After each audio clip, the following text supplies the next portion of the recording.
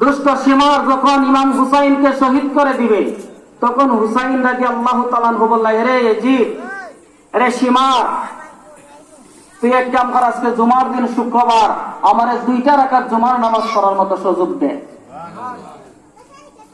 শত্রুর চুরির তলে তাকাইয়া, শত্রুর চুরির তলে তাকিয়া ও যদি নামাজের অনুমতি চায়, তাহলে নামাজ না পড়ে ইমাম হুসাইনের কি ভক্ত হওয়া যায়? না।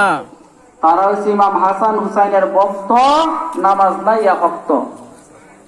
ঠিক না বেটি? কিভাবে তারা ইমাম হাসান হুসাইনের ভক্ত হবে? তাহলে ইমাম হাসান হুসাইনকে ভালোবাসতে হলে নামাজ পড়তে হবে না ছাড়তে হবে? নামাজ পড়ে না না পড়ে? শরীয়ত মেনে না না মেনে? তাহলে ইমাম হুসাইনকে ভালোবাসেন, ভালোবাসলে ময়দানে হাসরে ফয়সালা হবে, পারাপার হওয়ার নাজাতের ফয়সালা হবে।